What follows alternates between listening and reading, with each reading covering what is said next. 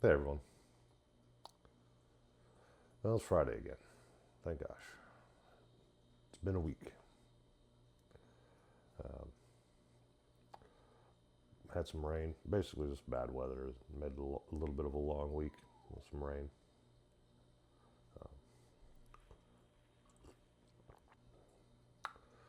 Not a bad week otherwise. But I'm glad it's Friday. So, not much. We applied for a house, put an application to rent a house. That's fun. Finally, got tired of having them rent it out from underneath us. Go see them, sit on it too long and wait. And then decide to put in an application, find out it's been rented already. So we go to this one and love it. There's three duplexes. They're all the same layout, just facing different directions. So we find the one we like that's vacant. There's like three or four of them vacant. Find the one we like, facing the right direction. So we get the morning sun on the front of the house, not on the back house. So during the summer when Julie's off work from school, we can sit out in the back patio, drink coffee or whatever, and not be in the morning sun. So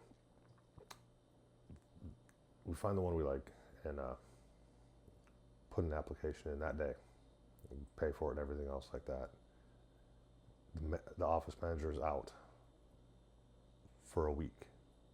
He's not getting back till Monday, this coming up Monday. So I don't know if anybody else has put one in, but we went from them getting rented out real quick to not going to hear anything for a week, and it kind of baffled me because we're trying to. This is a business trying to make money, trying to rent houses. Why would you hamstring your business and not allow it to move forward with stuff while you're on vacation? I'm not saying you got to give somebody full control over everything, but just the approval process might be nice. Because at the end of the day, this is a business. We are the customers, and we are trying to give them money. We want to give them money. Granted, it's a lot of money, but we want to give them money.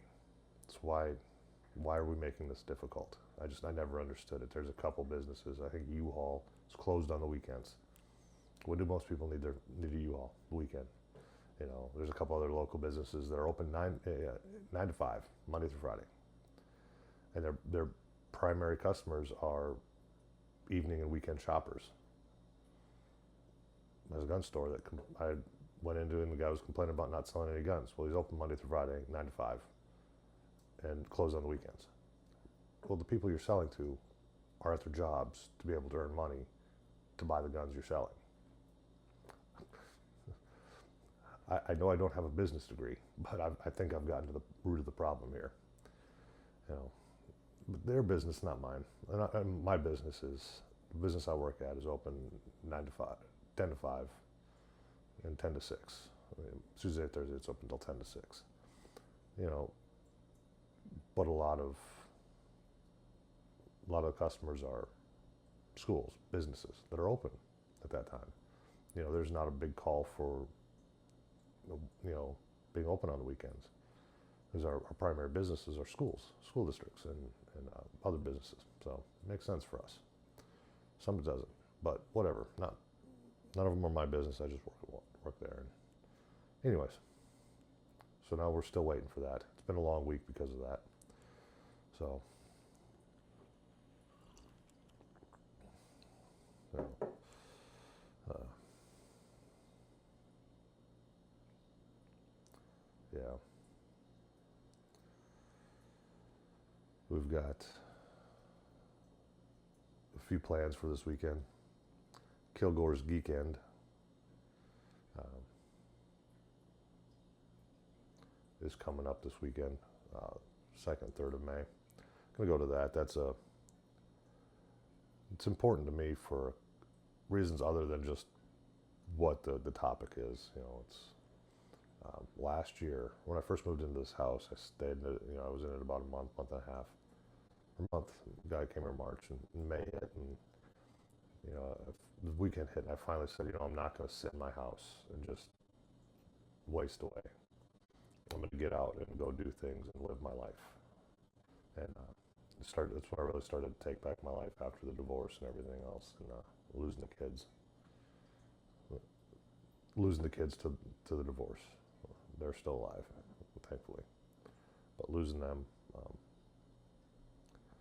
so I'd like to go back to that and see that. Go just tradition now. They're turning it into a tradition. It'll be the second year, but good times. Am I even talking loud enough? Yeah, okay. So, yeah, I'm gonna go to that. Plus, it's a fun thing to do. They got vendors, um, antique cars, tractors, things like that. It's a lot of fun. Hopefully, it doesn't rain. Then here in Tyler, there's a roadside attraction is what it's labeled at as on Google Maps. It's signs from closed down businesses around the Tyler area, and gonna go check that out because they've got them all lit up, wired and lit up, and actually turned on. So they just got the Razzoos, however you say that. Julie was giving me grief for that last night. The Razzoos Cajun restaurant sign, because Razzoos just closed, and that's I want to see that because that's where my oldest daughter had her first job at as a waitress. So see that and see the other signs. Other signs that seem interesting. It's really supposedly a really neat place to go. So we'll bring you along to that when we get there. So yeah, not much else going on.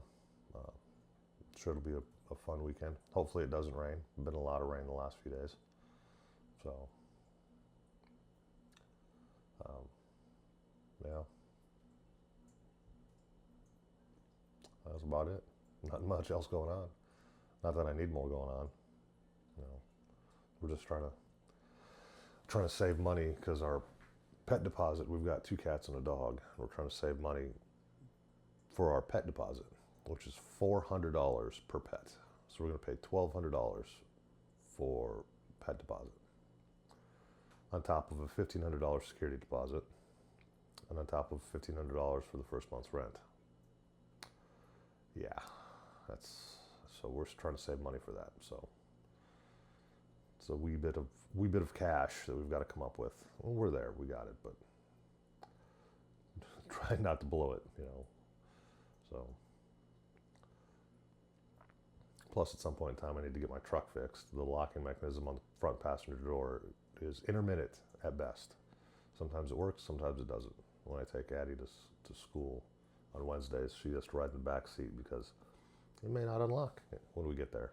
So she would have to climb out over the center console. So we'll get that fixed. It's not a high priority. Nothing else on it breaks. So we will see. But that'll be a couple $100 we need. The mechanism's like $200 itself. So I'll probably just get that someday and hold on to it until we can get the cash saved up to get it into the mechanic, pay for labor. Shouldn't be too hard. And no, I'm not going to do it myself because I can take anything apart, but putting it back together is not my strong suit. Chances are I'll end up with extra screws and nuts and bolts, and maybe an extra part. I don't know. So that's it. That's the week in review.